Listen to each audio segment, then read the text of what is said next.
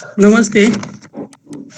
महाराष्ट्र राज्य हिंदी शिक्षक महामंडल से संलग्न सातारा जिला हिंदी अध्यापक मंडल तथा फलटन तहसील हिंदी अध्यापक मंडल के संयुक्त पाठशाला बंद शिक्षण शुरू छात्रों के लिए ऑनलाइन अध्ययन अध्यापन उपक्रम चलाया जा रहा है।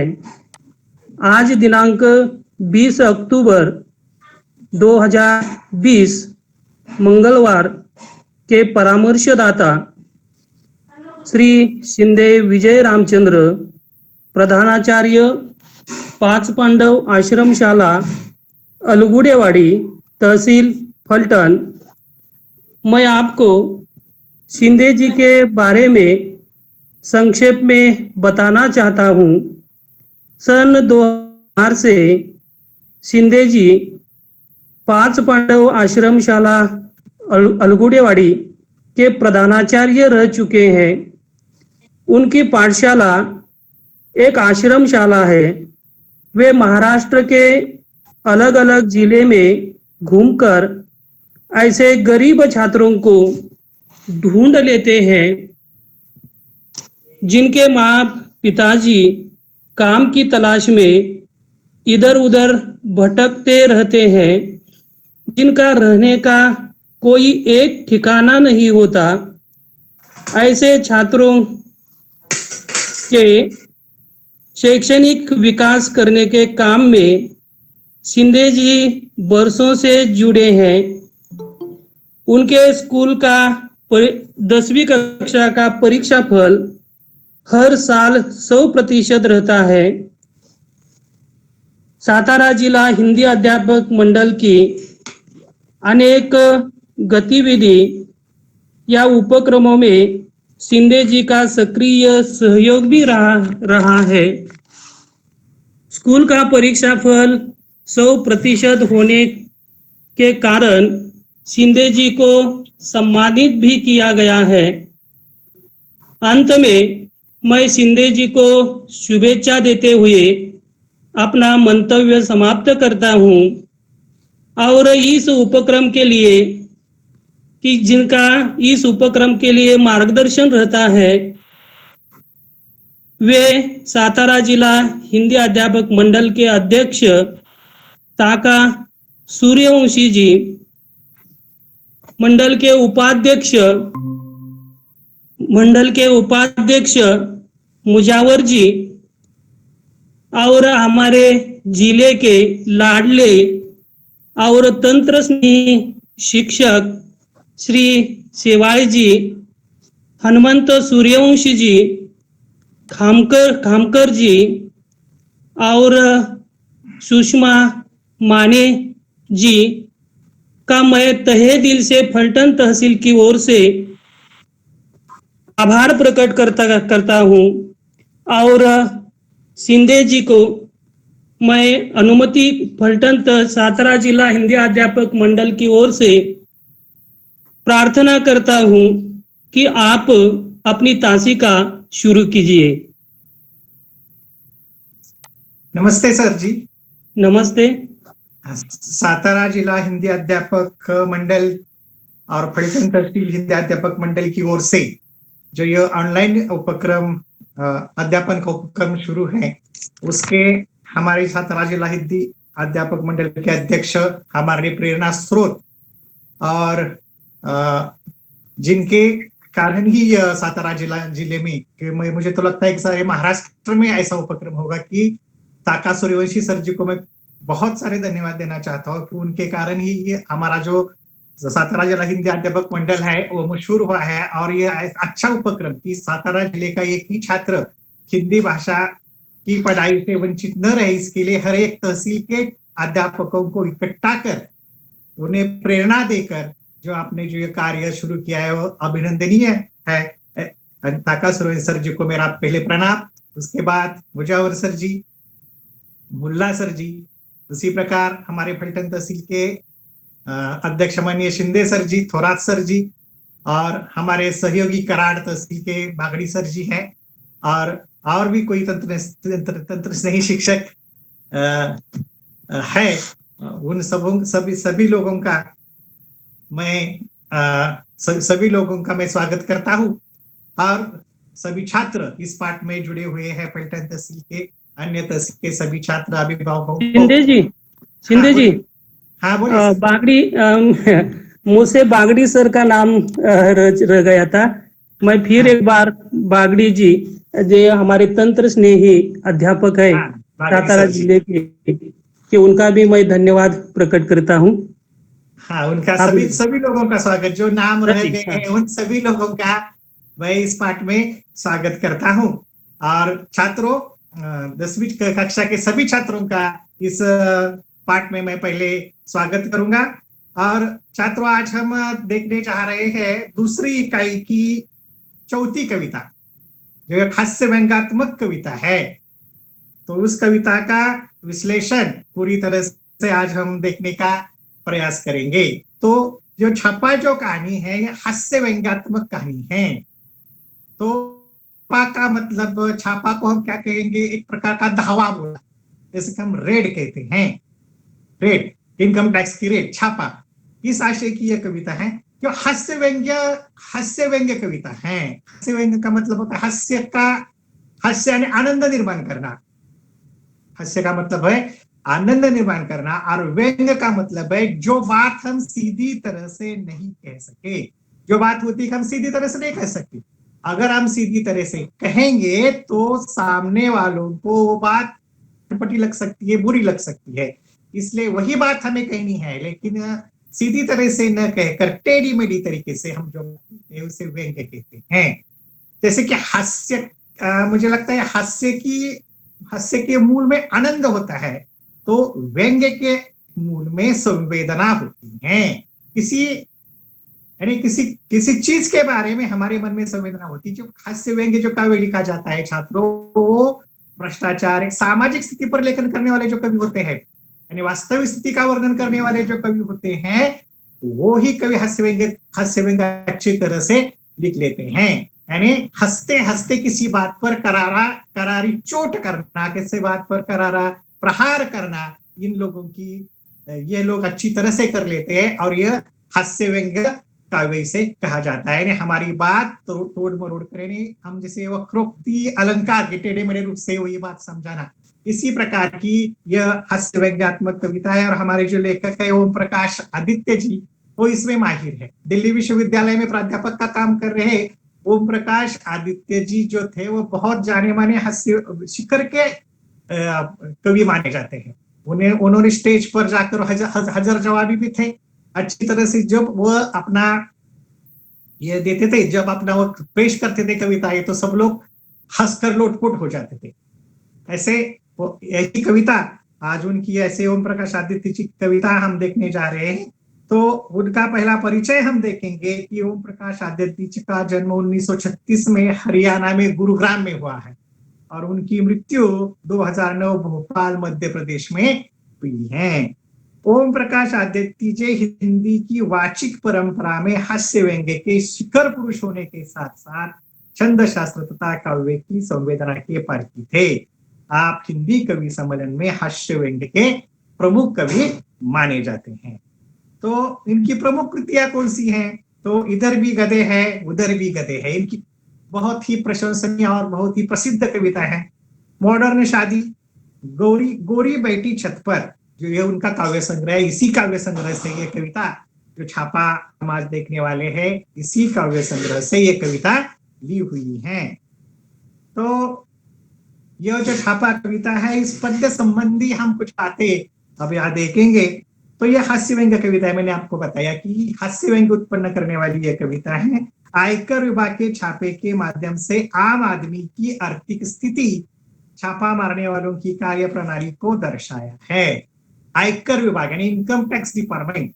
आय का मतलब होता है हमारा उत्पन्न, कर का मतलब होता है टैक्स।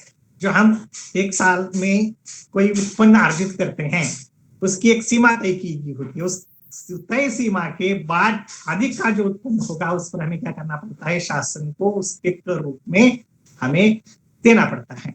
तो कुछ लोग क्या करते हैं, कर चोरी करते हैं, यानी कमाते तो बहुत है लेकिन सरकार को कर देने में छुटाते हैं, करते नहीं है।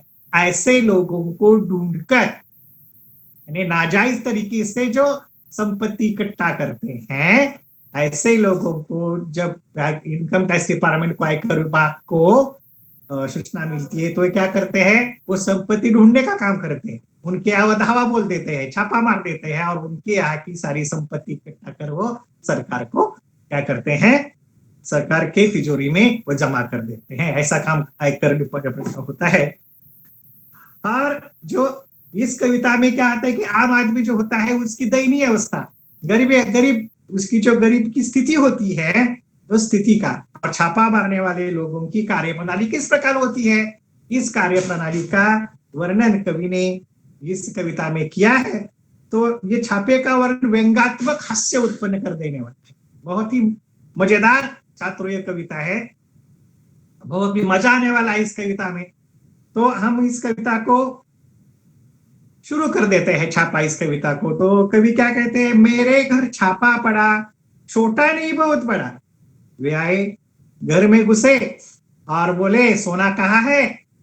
मैंने कहा मेरी आंखों में है, कई रात से नहीं सोया हूं। वे रोश में आकर बोले स्वर्ण दो स्वर्ण। मैंने जोश में आकर कहा स्वर्ण मैंने अपने काव्य में भी करे हैं, उन्हें कैसे दे दूं। देखिए कवि कहता है कि मेरे घर पर छापा पड़ा आयकर विभाग का। कवि के घर पर आयकर विभाग की रेड पड़ गई और वो साधारण रेड नहीं थी, बहुत बड़ी रेड थी। और वो जो रेड डालने वाले, छापा पर डालने वाले जो आयकर विभाग के अधिकारी थे, वे लेके कहते हैं कि वे आए मेरे घर में, सीधे घुस गए और बोले सोना कहाँ है। देखिए यहाँ सोना का मतलब सुवर्ण, आप सभी छात्र जानते हैं, यानी गोल्ड। सोना यानी गोल्ड, स्वर्ण जो पीले रंग का धातु होता है, वो कहाँ है ऐसे आयकर वाले पूछते हैं। लेकिन जो कवि है वो उसका अर्थ नींद से जोड़ते हैं। सोना का दूसरा एक अर्थ है छात्रों यहाँ, वो है नींद। सोना हम सोते हैं ना, वो नींद। तो कवि क्या कहते हैं, कवि मैंने कहा मेरी आंखों में है, कई रात से नहीं सोए हो।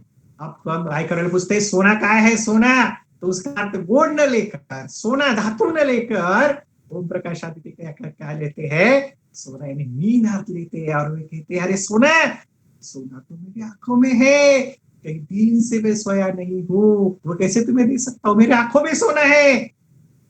अधिकारी छूट जाते हैं, बोलते हैं रोष में आकर, रोष यानी क्रोधित होकर वे बोलते हैं स्वर्ण दो स्वर्ण। स्वर्ण का मतलब ही सोना है, गोली है। लेकिन कवि यहाँ होशियार से फिर उसका अर्थ अलग लगाता है। वह स्वर्ण का अर्थ सुंदर अक्षर से जोड़ते हैं, अलंकार से जोड़ते हैं। आपको मालूम है कि कविताओं में विविध प्रकार के अलंकार होते हैं, उत्प्रेक्ष अलंकार, उपमा अलंकार, अलंकार की गहने ही है ना, हर सुंदर अक्षर भी इसका अर्थ हम ले सकते हैं। तो क्रोधित होकर वे बोलते हैं मैं, हमें स्वर्ण दो, स्वर्ण सोना। ये तुम रात को सोने की क्या बात कर रहे हो, स्वर्ण दो। कवि जोश में आकर कहता है, कवि भी फिर जोश में आकर बोल देते हैं स्वर्ण मैंने अपने काव्य में भी करे हैं, उन्हें कैसे दे दूं। तो वो कहते हैं अरे स्वर्ण तो मैंने अपने काव्य में अलंकारों को डाला है, स्वर्ण काव्य में मैंने सुंदर अक्षरों से लिखा है, और तुम्हें मैं कैसे दे सकता हूँ, वो तुम्हें तो भी दे नहीं सकता। इस प्रकार कवि उनका मजाक यहाँ उड़ाते हैं। तो सोना का यहाँ जो परीक्षा में आएगा, सोना का आयकर विभाग वाले अर्थ लगाते एक धातु, और कवि के अनुसार उसका अर्थ होता है नींद। उसका अर्थ क्या होता है, नींद। तो इस पहले परिच्छेद में ओम प्रकाश आदित्य कहते हैं कि मेरे घर पर आयकर विभाग के अधिकारियों का छापा पड़ा। वो भी कोई छोटा मोटा नहीं, बहुत बड़ा छापा। आयकर विभाग के अधिकारी मेरे घर पर पूछताछ करने के लिए वे सीधे मेरे घर में घुस गए और पूछने लगे सोना कहाँ है।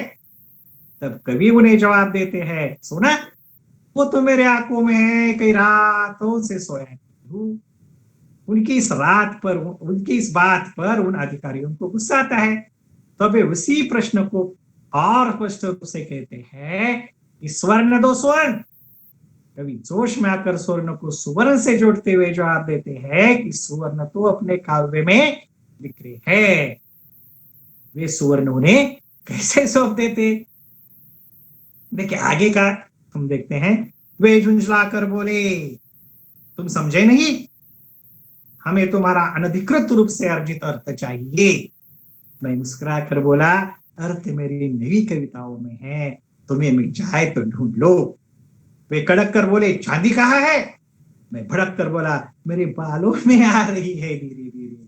वे उद्भ्रांत होकर बोले, यह बताओ तुम्हारे नोट कहाँ है? परीक्षा से 1 महीने पहले करूंगा तैयार। तो इसमें कठिन शब्द मैं पहले आपको बताऊंगा। यहाँ जो झुंझलाकर का मतलब है चिढ़कर, अर्जित का अर्थ है प्राप्त, और अर्थ का अर्थ होता है धन। अर्जित अर्थ यानी प्राप्त धन। यहाँ चांदी जो शब्द है, चांदी एक प्रकार का धातु है, सफेद रंग का आपको मालूम है, लेकिन कभी यह अर्थ लगाता है बालों के सफेद होते हुए बालों से, उसका अर्थ कभी यह लगाता है। उद्भ्रांत का अर्थ होता है हैरान, और नोट कवि के अनुसार रुपये है। नोट का अर्थ होता है रुपये, लेकिन कभी उसका अर्थ करता है परीक्षा के नोट्स जो हम लिखते हैं। तो वे झुंझला कर बोलते हैं, चिढ़ कर बोलते हैं, तुम समझे नहीं क्या, हमें तुम्हारा अनधिकृत रूप से अर्जित अर्थ चाहिए। अनधिकृत यानी नाजायज तरीके से कमाया गया, प्राप्त किया गया अर्थ धन हमें चाहिए। वो कहा है, लेकिन कभी उसका अर्थ लगाता है कविता के भावार्थ से। जो कविता का अर्थ हम बताते हैं ना, भावार्थ लिखिए, ऐसा प्रश्न आता है, तो उस अर्थ से कवि इसका अर्थ लगाते हुए और मुस्कुराते हुए कहते हैं, अर्जित अर्थ चाहिए था। वो बोलते हैं, मैं मुस्कुरा कर बोला, अर्थ मेरी नई कविताओं में है। अर्थ कहा है, मेरी नई कविताओं में है, उसमें अर्थ मैंने डाला है, उसमें अर्थ है। तुम्हें मिल जाए तो ढूंढ लो, पढ़ो मेरी कविताएं, अगर मिल जाए अर्थ तुम्हें तो ढूंढ लो, है ना। तो कवि जो बात कहता है, तो हर एक आदमी उस कविता के अर्थ का अपने अपने अलग दृष्टि से अलग अलग लगा सकता है, इसका अर्थ अलग अलग निकल सकता है। तो वे कहते हैं कि तुम्हें जो अर्थ मिल जाए वो तुम ले लो। वे कड़क कर बोलते हैं, चांदी कहाँ है? चांदी का मतलब, वे कहते हैं कि चांदी धातु, सफेद रंग का धातु आपको मालूम है, वो कहाँ है? कभी कहता है, मैं बढ़कर बालों में आ रही है धीरे धीरे। चांदी तो मेरे बालों में आ रही है, मेरे बाल धीरे धीरे धीरे सफेद हो रहे हैं, वो तो चांदी मेरे बालों में है। उद्भ्रांत होकर बोले, उद्भ्रांत का मतलब होता है हैरान। हैरान होकर वे बोलते, आइए बताओ तुम्हारे नोट कहाँ है? नोट का मतलब पैसे। सीधे सवाल करते हैं, अरे चांदी भी दीजिए, तुम क्या हमें उलझन में डाल रही हो? नोट पैसा कहाँ है? इधर है। तो कभी भी उससे करते हैं कि परीक्षा से 1 महीने पहले तैयार करूंगा। क्या करूंगा? परीक्षा के नोट्स है, हम जो लिखते हैं परीक्षा के बाद, हम जो लोग आपको दे देते हैं अध्यापक लोग, वो नोट से करते, लेकिन नहीं तो अभी तो नोट पहले में नहीं बनाए, मैं नोट दे दूंगा, लेकिन परीक्षा के पहले 1 महीना में तुम्हें नोट क्या कर दूंगा, दे दूंगा। तो आयकर विभाग वालों के अर्जित अर्थ का अर्थ आयकर विभाग वाले क्या लगाते हैं? प्राप्त धन। लेकिन कवि के अनुसार उसका अर्थ क्या है? कविता का भावार्थ। ये ध्यान में रखिए कि इस पर एक प्रश्न, एक कृति आपको आ सकती है। तो चांदी का भी आयकर विभाग वाले अर्थ लगाते हैं, एक प्रकार का धातु, और कवि के अनुसार उसका अर्थ क्या है? कवि क्या उसका अर्थ लगाते हैं? सफेद बाल, यह अर्थ लगाते हैं। उसी प्रकार नोट का भी, नोट जो शब्द है उसके भी 2 अर्थ यहाँ है। आयकर विभाग वाले उसका अर्थ लगाते हैं रुपए, और कवि के अनुसार उसका अर्थ क्या होता है? परीक्षा की नोट यानी नोट्स। इस प्रकार हम क्या करते हैं, फिर से मैं आपको इस परिचित का जो भावार्थ है मैं समझा देता हूँ। सभी अधिकारी कवि ओम प्रकाश आदित्य का जवाब सुनकर चिढ़ते हुए कहते हैं कि तुम हमारी बात समझ नहीं पाए। वे तुम्हारा वो अर्थ यानी संपत्ति चाहिए, हमें तुम्हारा वो अर्थ यानी संपत्ति चाहिए जिसे तुमने अनधिकृत रूप से कमाया हुआ है। कवि अधिकारियों के अर्थ यानी संपत्ति, पैसा, धन शब्द को कविता के अर्थ से जोड़कर मुस्कुराकर जवाब देते हैं कि अर्थ यानी मतलब तो मेरी नई कविताओं में आपको मिल सकता है, चाहे तो आप ढूंढ लीजिए। उसके बाद आयकर अधिकारी तेज और ऊंची आवाज में कवि से कहते हैं कि चांदी कहाँ छिपा कर रखी है, उसे चुपचाप निकाल कर हमें दे दो। तब कवि चांदी का अर्थ अपने सफेद हुए बालों से जोड़कर उन अधिकारियों को भड़क कर बोलते हैं, चांदी तो मेरे सिर के बालों में धीरे धीरे आ रही है। वे सब कवि के जवाब सुनकर हैरान हो जाते हैं और आगे वे कवि से पूछते हैं कि बताइए आपके नोट यानी रुपए कहाँ है। तब ओम प्रकाश आदित्य जी उस नोट का संबंध विद्यालय की परीक्षा के नोट से जोड़कर उन्हें जवाब देते हुए कहते हैं कि परीक्षा के नोट तो वे परीक्षा से 1 महीने पहले ही क्या करेंगे, तैयार कर लेंगे। तो हम आगे का कविता का हिस्सा देखते हैं छात्रों। तो अधिकारी गरज कर बोले, हमारा मतलब आपकी मुद्रा से है। मैं गरज कर बोला, मुद्राए आप मेरे मुख पर देख लीजिए। वे खड़े होकर सोचने लगे, फिर शयन कक्ष में घुस गए और फटे हुए तकिए की रुई नोचने लगे। उन्होंने टूटी अलमारी को खोला, रसोई की खाली पिपियों को टटोला, बच्चों की गुल्लक तक देख डाली और सब में मिला एक ही तत्व, खाली। बहुत ही अच्छी कविता है, तो अच्छी तरह से वर्णन यहाँ हास्यवद्य यहाँ कवि ने उत्पन्न किया है। उसके अर्थ मैं आपको पहले बताऊंगा। गरज कर का अर्थ है चीड़ कर, मुद्रा का अर्थ होता है सिक्का, पैसा सिक्का, रुपए का, मराठी में नाणी कहते हैं हम।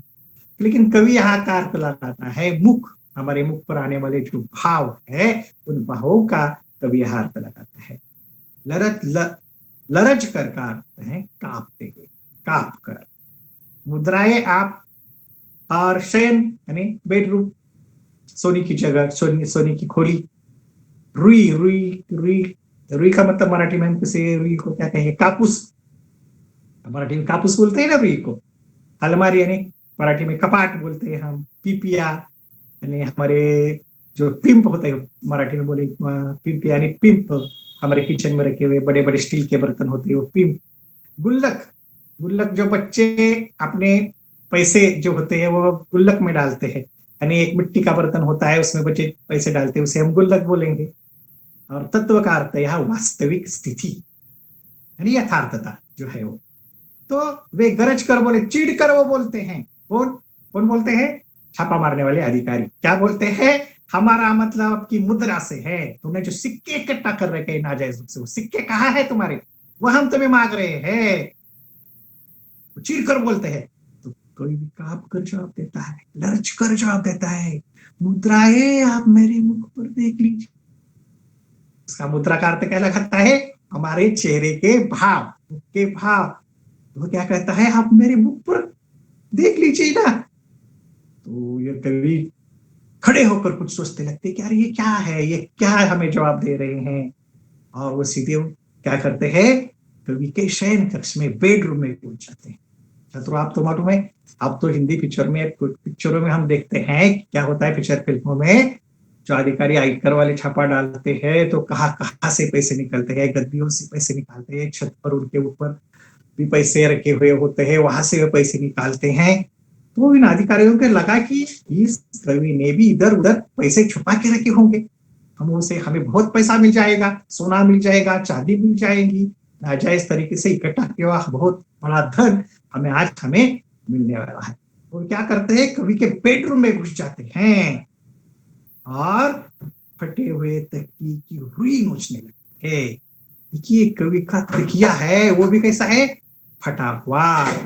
देखिए कविता यहाँ सामान्य कवि की यानी सामान्य आदमी की दयनीय स्थिति का वर्णन करते हैं, जिनके यहाँ वो छापा डालने आते हैं, गरीबों के घर भी आते हैं, और वे गरीब लोगों की दयनीय स्थिति दिखाने के लिए कवि यहाँ कहता है, वे हमारे शयन कक्ष में बेडरूम में घुस गए और मेरे तकिए की रुई नोचने लगे। लेकिन वो तकिया कैसा था? फटा हुआ। हाँ, फटा हुआ तकिए से क्या करने लगे, वो रुई नोचने लगे। रुई का मतलब मैंने आपको बताया, मराठी में उसे कापूस कहते हैं। उन्होंने टूटी अलमारी को खोला।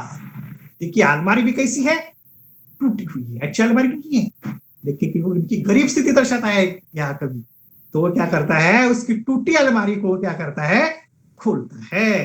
टूटी अलमारी को खोला, रसोइयों की खाली पीपियों को टटोला। रसोई में जो बड़े बड़े बर्तन होते हैं स्टील के पानी इकट्ठा करने की, पिंप मराठी में आपण त्याला म्हणतो, पीपियों को उसके वो भी नहीं छोड़ा, वो भी उस पर देखा क्या रखा है, इसमें पैसे रखे हैं, सोना रखा है, क्या रखा है, वो भी वो देखते हैं। बच्चों की गुल्लक तक देखता है। बच्चों को पैसा इकट्ठा करने का मिट्टी का जो बर्तन होता है उसे गुल्लक बोलते हैं। मनी बैंक, मनी बैंक कहते हैं ना हम उसे, उस मनी बैंक को भी उन्होंने देखा, लेकिन उस मनी बैंक भी खाली था, उसमें भी कुछ पैसे नहीं थे। इतनी दयनीय अवस्था हमारे सामान्य आदमी की हमारे इस इंडिया में है, वह दिखाने का काम यहाँ कर रहे हैं। पर सब मिला, सब में मिला एक ही तत्व खाली। लेकिन इस सब में एक ही तत्व, वास्तव स्थिति क्या थी?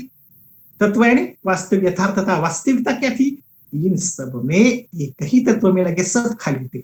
उसमें उन अधिकारियों को फूटी कौड़ी तक नहीं मिली, कुछ भी नहीं मिला उसमें, तो सब खाली था, क्योंकि इस कवि की स्थिति ही दयनीय थी, गरीब थी, गरीब थी। तो यहाँ मुद्रा का अर्थ आयकर विभाग वाले क्या लगाता है? पैसे सिक्कों से। लेकिन क्या कवि के भाव क्या लगता है? तो इसका भावार्थ में अब और आपको समझाता हूँ। अधिकारियों ने गरजते हुए कहा, हमारा कहने का मतलब आपकी मुद्रा ने पैसों सिक्कों से है। तब कवि ने इसका अर्थ मुख मुद्रा से जोड़कर जवाब देते हुए कहते हैं कि मुद्राएं यानी छवि तो आप मेरे चेहरे पर देख लीजिए। सभी अधिकारी उनका यह जवाब सुनकर कुछ समय के लिए सोचने लगे। फिर वे उनके शयन कक्ष में जाते हैं और अंदर रखे हुए उनके फटे तकिए की रुई नोचने लगे, क्योंकि उन्हें लगा शायद तकिए में पैसे छुपा कर रखे हो। उसके बाद टूटी हुई अलमारी को खोल कर देखा, रसोई घर में खाली पड़े पीपों को टटोला, बच्चों के गुल्लक को खोल कर देखा, पर उन्हें कहीं भी कुछ भी नहीं मिला। उन्होंने जितनी भी चीजें देखी वह सब कुछ खाली, सब कुछ थी, खाली थी। तो छात्रों में अगला कविता का हिस्सा देखेंगे। कनस्तरों को, मटकों को ढूंढा, सब में मिला शून्य ब्रह्मांड। देख कर मेरे घर में ऐसा अरण्यकांड, उनका खिला हुआ चेहरा मुरझा गया और उनकी पीसी सूची हृदय में रौद्र की जगह करुण रस समा गया। बोले, क्षमा कीजिए, हमें किसी ने गलत सूचना दी। देखिए, कनस्तर यानी टीन, टीन के बर्तन, टीन आहे पत्रा, मराठी पत्र्याचे डबडे, पत्र्याचे डबे मराठीमध्ये आपण त्याला म्हणतो।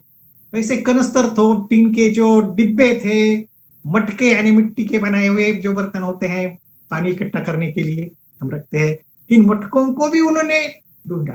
कनस्तरों को, टीन के डिब्बे, मटके सब ढूंढे, लेकिन सब में शून्य ब्रह्मांड। शून्य ब्रह्मांड का मतलब होता है खाली संसार।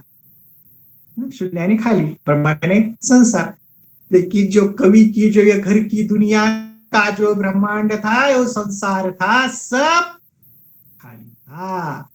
कहीं पर भी उसमें कहीं पर भी पैसे उन्हें नहीं मिल जाते हैं। सब जगह कनस्तरों में जो टीन के पत्र्याचे डबे, मटके जो मिट्टी के बने हुए बर्तन होते, सब ढूंढते हैं। लेकिन यह जो कवि का दयनीय स्थिति का जो संसार था, घर में रखा हुआ, घर में रखी हुई जो दुनिया थी कवि की, वो किसी थी, शून्य थी, खाली थी, उसमें कुछ भी नहीं था।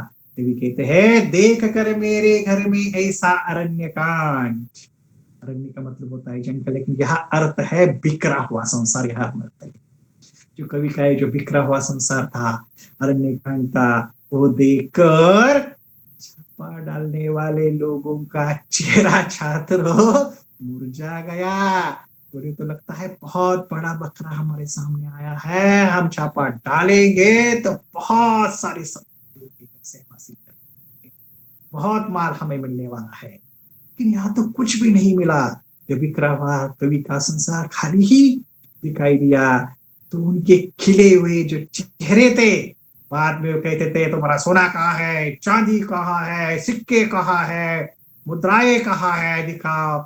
ऐसे बोलने वाले जो बड़े जोश से जो यहाँ छापा डालने के लिए जो अधिकारी आए थे इनकम टैक्स डिपार्टमेंट की, उनका चेहरा बुझा गया, उन्हें कुछ भी नहीं मिला कभी यहाँ।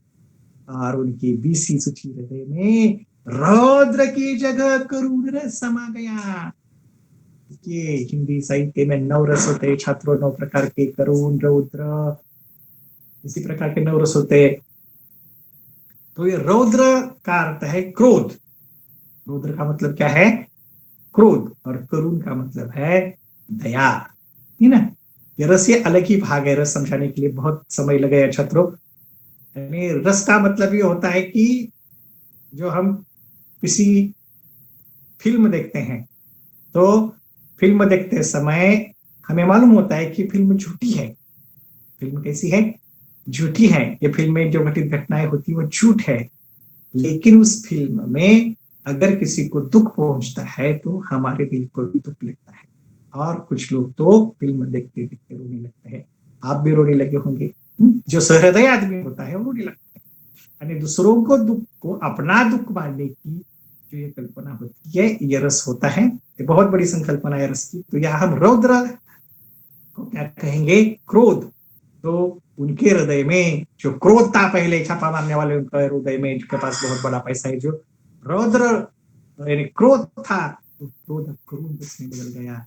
उनको लेकर की दयनीय स्थिति पर उन्हें दया आ गई ना। मैंने पहले बताया था कि हास्य का मूलाधार जो आनंद है, तो व्यंग का मूलाधार संवेदना है ना। क्या संवेदना उत्पन्न की है? क्रोध की जगह करुण रस समा गया, उन्हें देखकर की दयनीय स्थिति पर दया आ गई और वे बोलने लगे, क्षमा कीजिए, हमें किसी ने गलत सोचा, हम गलत जगह पर आ गई, हमें क्या कीजिए? क्षमा कीजिए, माफ कीजिएगा, क्षमा कीजिएगा, इसे वे कहते हैं। तो इसका भावार्थ मैं आप एक बार और फिर क्या समझाता हूँ। कवि कहते हैं कि उन अधिकारियों ने उनके घर में पड़े कनस्तरों और पीने का पानी भरकर रखने के लिए जो मटके होते हैं, उसे भी टटोल कर देखा, पर उन्हें वे भी खाली मिले। कवि कहते हैं कि आयकर अधिकारियों ने मेरे घर में ऐसा दृश्य देखा कि उनका खिला हुआ चेहरा मुरझा। अर्थात उन्हें लगा कि कवि ओम प्रकाश आदि तब उस छापे में काफी धन संपत्ति प्राप्त होगी, परंतु यहाँ तो कुछ भी प्राप्त नहीं हुआ। तब उन अधिकारियों का गुस्सा शांत हो गया, उनके मन में दया के भाव आने लगे। कवि से उन्होंने क्षमा मांगी और कहा कि किसी की गलत सूचना पर उनके यहाँ छापा मारने आए थे। देखिए अगला हिस्सा हम कविता का देखते हैं। अपनी असफलता पर वे मन ही मन पछताने लगे, सिर झुकाकर वापिस जाने लगे। मैंने उन्हें रोक कर कहा, ठहरिए, श्रीमत सुनिए, मेरी एक बात सुनिए। मेरे घर में अधिक धन होता तो आप ले जाते। अब जब मेरे घर में बिल्कुल धन नहीं है, तो आप मुझे कुछ देकर क्यों नहीं जाते?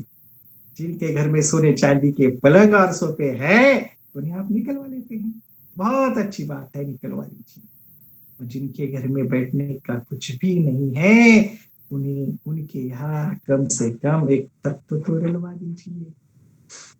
देखिए कविया उनसे मांग कर रहा है। कवि कहता है कि अपनी असफलता पर कुछ भी नहीं मिलने पर वे कहते हैं कि हमने किसने गलत सूचना दी थी, इसलिए हमें क्षमा कीजिए, हमने तुम्हारे यहाँ छापा डाला। तो मन में पछताने लगा, उन्हें दुख होने लगा कि हमने खामखा यहाँ उन्हें परेशान किया है, और वो सिर झुकाकर वापस जाने लगते हैं। तो कभी कहता है, मैंने रोक कर उनको कहा, जाओ मत, ठहरिए ठहरिए, मेरी सिर मत धुनिए, आपको मेरा सिर मत धुनिए, आप क्षमा याचना मत कीजिए, मेरी एक बात सुन लीजिए। वो कहते हैं कि मेरे घर में अधिक धन होता तो आप ले जाते। ये तो है ना, मेरे घर में अगर आपको धन प्राप्त होता तो उस धन को आप ले जाते। अब जब मेरे घर में बिल्कुल धन नहीं है, अब तो आपको मालूम ही हुआ मेरे घर पर तो कुछ भी नहीं है, तो आप मुझे कुछ देकर क्यों नहीं जाते? तो आपको क्या करना चाहिए? मुझे कुछ कुछ देना चाहिए। जिनके घर में सोने चांदी के पलंग और सोफे हैं, उन्हें आप निकलवा लेते हैं। जिनके घर में पैसा मिल जाता है, धन मिल जाता है, उसे आप निकल जाती है। इनके घर में तो सोने के पलंग होते हैं, वो सोते भी सोने पर होते हैं, और सोफे सोने के होते हैं, उन्हें तो आप निकलवा लेते हैं, लेकर जाते हैं। ये आपका काम ही है, ये अच्छी बात है, बहुत अच्छी बात है, निकलवा लीजिए, आपका काम ही है निकालने का। फिर आगे अपेक्षा करते हैं, पर जिनके घर में बैठने को कुछ भी नहीं है, वो खाली जगह बैठते हैं, उनके यहाँ कम से कम एक तख्त का मतलब है लकड़ी का बाग, तख्त का मतलब है लकड़ी का एक सीधा बाग तो डलवा दीजिए ना।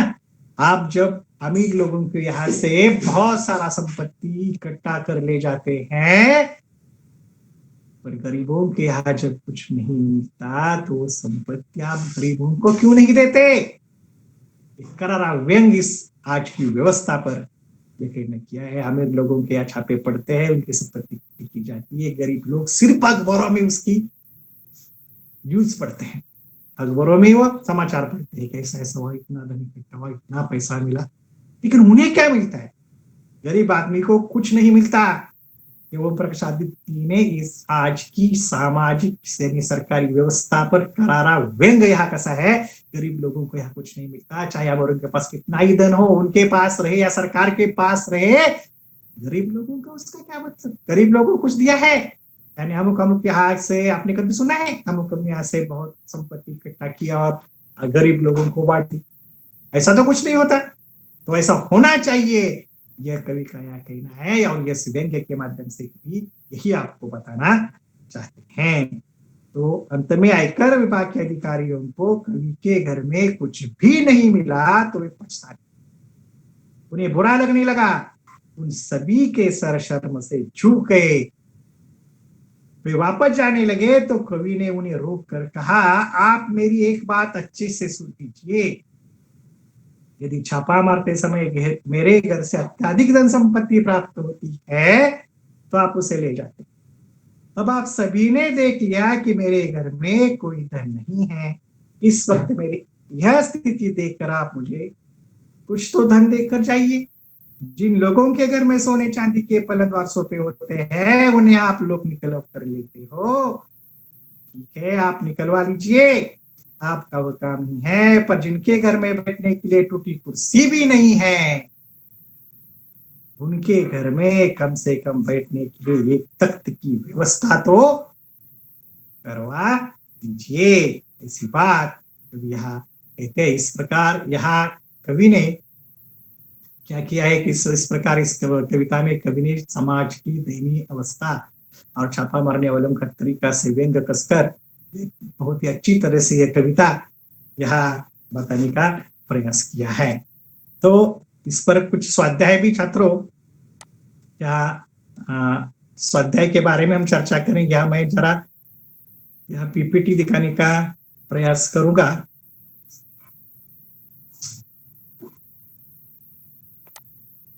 सर जी यहाँ बताओ, या सर पीपीटी के बारे में नहीं बताइए, ऐसे ही बताओ क्या शिंदे सर जी? या खत्म करने? हाँ बोलो ना। स्वाध्याय के बारे में चर्चा करेंगे हम। हाँ चर्चा करो, आप दिखा सकते हैं क्या? हाँ दिखा सकते हूँ। तो हाँ, यहाँ दिखा सकते। हाँ दिखाओ दिखाओ ना, दिखाओ, चलो चलो ठीक है। हाँ एक मिनट दिखाता हूँ।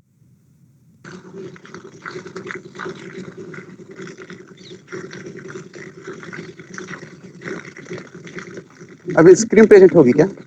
हाँ screen present, sir screen present कर रहा होगा थोड़ी देर बाद। एक स्वाध्याय बताना है मुझे सर। हाँ सिर्फ बताइए बताइए सर, स्क्रीन पर दिखाई नहीं देता। हाँ एक मिनट। हाँ दिखाई नहीं देता, आप बताइए आप बताइए। हाँ हाँ दिख रहा है चलो।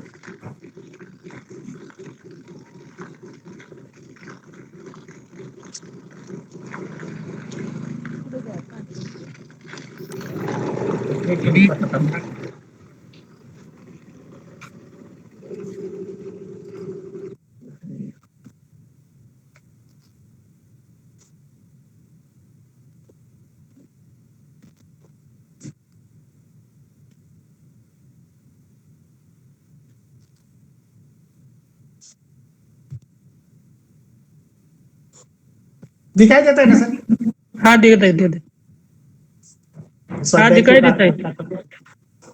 स्वाध्याय की ओर आता हूँ। तो आज छात्रों, आज हम स्वाध्याय के 22 कविता के ऊपर कविता मैंने समझा थी, आपको शायद समझ में आई होगी। अब स्वाध्याय इस कविता पर क्या क्या है उसके बारे में हम छात्रों चर्चा करेंगे। तो पहली कृति इसमें आती है, सूचना के अनुसार कृतियां कीजिए, संजाल पूर्ण करने के लिए यहाँ कहा जाता है। तो यहाँ एक चौपन दिए जाते हैं, 4। ये वस्तु खाली थी, कौन सी वस्तु खाली थी इस कविता में वर्णित? तो रसोई की पीपिया, टूटी अलमारी, कनस्तर का मटका, की गुल्लक, इस प्रकार ब्रैकेट में हमें इस प्रकार क्या करना है छात्रों, लिखना है इस प्रकार है। यह पहला संजाल हम पूर्ण कर सकते हैं। दूसरी कृति पूर्ण कीजिए, ऐसा सवाल आपको आ सकता है। तो पहला प्रश्न है, कवि द्वारा छापामारों को दिए गए सुझाव और शयन कक्ष में पाई गई चीजें, ये दो प्रकार के सवाल। इसके उत्तर हम क्या लिख सकते हैं छात्रों, यह मैंने यहाँ लिख कर दिया है, तो ब्रैकेट में भी आ सकता है, तो आपको ब्रैकेट में लिखना है। तो कवि द्वारा छापामारों को दिए गए सुझाव क्या है, कवि के पास धन नहीं है इसलिए वे उन्हें धन देकर जाए। जिनके घर पर बैठने के लिए सोफा या पलंग नहीं है उनके आयक तत्व डलवा दे, यह कवि द्वारा छापामारों को दिए गए सुझाव है। दूसरा है, शयन कक्ष में पाई गई चीजें। तो कवि के शयन कक्ष में क्या पाया, तो फटा हुआ तकिया और टूटी हुई हमारी। छात्र आपको ये स्ट्रीमिंग देखते समय आपसे पॉज करके लिख भी सकते हैं। तो तीसरा यहाँ सवाल आता है, कविता के आधार पर जोड़ियां मिलाई, ऐसे अ और आ ब्रैकेट है, तो में अर्थ, सुवर्ण, चांदी, मुद्रा आदि शब्द है। तो हमें बालों में, चेहरे पर, नई कविताओं में, काव्य कृति में। इसका उत्तर हम किस प्रकार लिखेंगे, तो इसका उत्तर इस इधर के ब्रैकेट में मैंने दिया है। तो अर्थ के सामने हम लिखेंगे नई कविताओं में, सुवर्ण के सामने हम लिखेंगे काव्य कृतियों में, चांदी के आगे हम लिखेंगे बालों में, और मुद्रा के आगे लिखेंगे चेहरे पर। इस प्रकार इस हम ये पूर्ण कर सकते हैं सवाल का। तो ये आखिरी चौथी है, प्रवाह तालिका पूर्ण कीजिए। सर सुनाई दे रहा है ना आवाज? हाँ देता है, हाँ सुनता हूँ मैं, हाँ। चलो। हाँ, छापा मारने वालों में आया परिवर्तन। तो छापा मारने वालों में क्या क्या परिवर्तन आया, तो छापा मारने वालों में घर में कुछ न पाकर उनका खिला हुआ चेहरा मुरझा गया, उनके हृदय में रौद्र की जगह करुण रस समा गया, उन्होंने कवि से क्षमा मांगी, अपनी असफलता पर मन ही मन पछताकर वे सिर झुकाकर वापस जाने लगे। इस प्रकार इस चौथे प्रश्न का उत्तर आप लिख सकते हैं। पांचवा प्रश्न देखिए, ऐसे प्रश्न बनाइए जिनके उत्तर निम्न शब्द हो, यानी हमें उत्तर दिए जाते हैं एक ही शब्द, उस पर हमें क्या करना पड़ता है, सवाल बनाने पड़ते हैं। तो पहला है अरण्यकांड, दूसरा है तख्त, तीसरा है असफलता, और चौथा है अनधिकृत।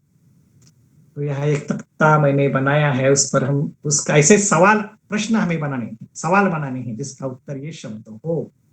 तो अरण्यकांड दिया है, इस पर हम सवाल बनाते हैं, कवि के घर में क्या देखकर छापा मारने वालों का चेहरा मुरझा, क्या देखकर, तो इसका उत्तर है अरण्यकांड। दूसरा शब्द है छात्रों तख्त, कवि छापा मारने वालों से क्या डलवाने के लिए कहते हैं, तो क्या डलवाने के लिए कहते हैं, तख्त। तीसरा प्रश्न है असफलता, कवि के घर छापा मारने वालों को क्या मिली, तो क्या मिली, असफलता मिली।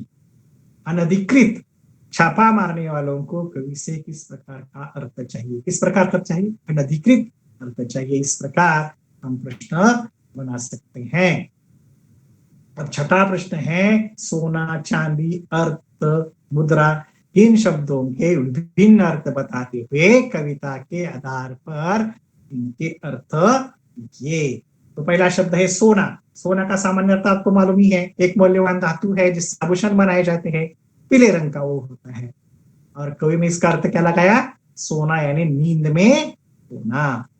अब चांदी का अर्थ सामान्य आपको मालूम है, ये भी एक आभूषण, जिससे आभूषण बनाए जाते हैं, सफेद रंग का मूल्यवान धातु है। लेकिन कविता के आधार पर कवि किसका अर्थ क्या लगाता है, सिर के बाल सफेद हो जाना। और अर्थ, ये जो शब्द आया है उसका सामान्य अर्थ पैसा, संपत्ति, धन ऐसा होता है। लेकिन कविता का मतलब, ये कवि उसका अर्थ क्या लगाते हैं, कविता का भावार्थ यानी कविता का मतलब। चौथा है मुद्रा। मुद्रा का मतलब होता है सिक्का, पैसा, नानी मराठी में। तो उसका कविता का आधार पर अर्थ क्या है, किसी भाव सूचक मुख की स्थिति, ये उसका अर्थ। इस प्रकार यह हम उसका हल कर सकते हैं। तो एक इस कविता का महत्वपूर्ण यह जो आपको एक प्रश्न है, कर जमा करना, देश के विकास को गति देना विषय पर अपने विचार किए, यह स्वमत अभिव्यक्ति है छात्रों। यहाँ अपने विचार, तुम्हारे जो विचार है वो यहाँ लिखने हैं, यानी उदाहरण के तौर पर मैंने यह दिया है। आप यही कॉपी परीक्षा में लिखे, ऐसी में बिल्कुल इच्छा नहीं है। तो उदाहरण के तौर पर मैं ये पढ़ता हूँ, लेकिन आप तुम्हारे मन में जो भाव आएंगे वो आप लिख सकते हैं। तो सबसे पहले हम कर किसे कहते हैं ये समझ कर लेते हैं। कर को महसूल अर्थात टैक्स कहा जाता है। किसी भी देश की सरकार अपने देश को विकसित और बेहतर बनाने के लिए नागरिकों से शुल्क वसूल करता है, उसे कर तथा टैक्स कहते हैं। देश के विकास का कार्य जनता द्वारा प्राप्त कर से ही पूरा होता है। हमारे आमदनी पर संपत्ति तथा किसी वस्तु की खरीदी करते समय कर लगाया जाता है। हर साल में अपनी आमदनी में से एक निर्धारित हिस्सा सरकार को देना पड़ता है। यह हिस्सा टैक्स के रूप में हमारे द्वारा किए जाने वाला अनिवार्य भुगतान है। हम अपने सरकार को जो भी टैक्स देते हैं उस टैक्स को सरकार जनता के कल्याण के लिए खर्च करती है। सरकार को बहुत सारे कार्य करने होते हैं और उसके लिए धन की बहुत आवश्यकता होती है। हमारे कर के भुगतान का उपयोग सेनाओं, नागरिकों की सुरक्षा, प्रशासनिक सेवाएं, अस्पताल, स्कूल, कॉलेज, रास्ते, शहर की स्वच्छता आदि के लिए किया जाता है। सरकार द्वारा प्रदान की जाने वाली सभी सेवाएं बिना किसी बाधा के चलती हैं।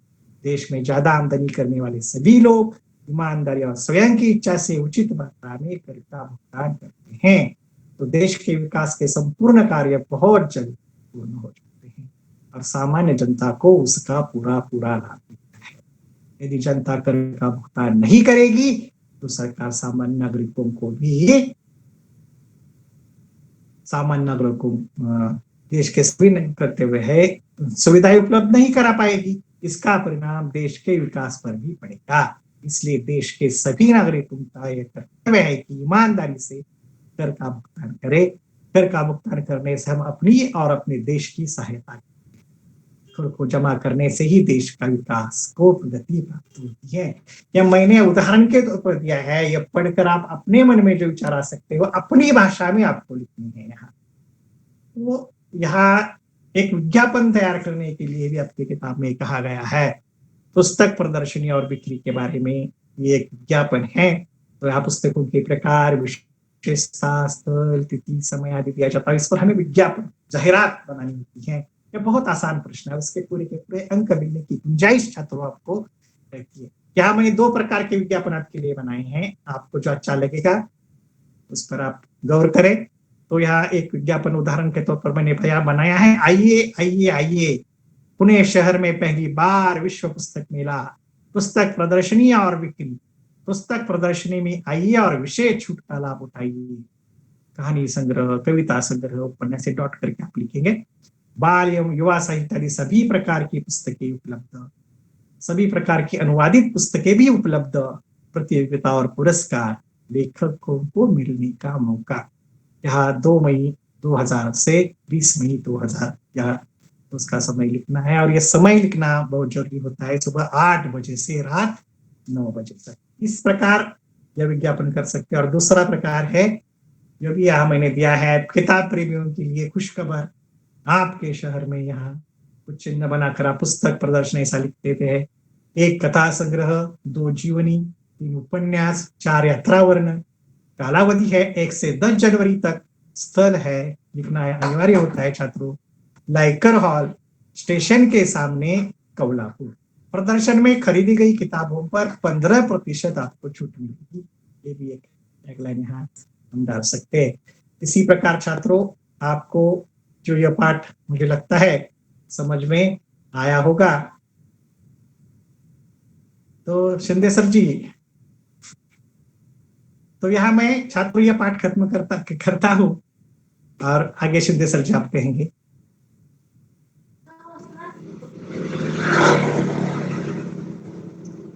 शिंदे सर जी।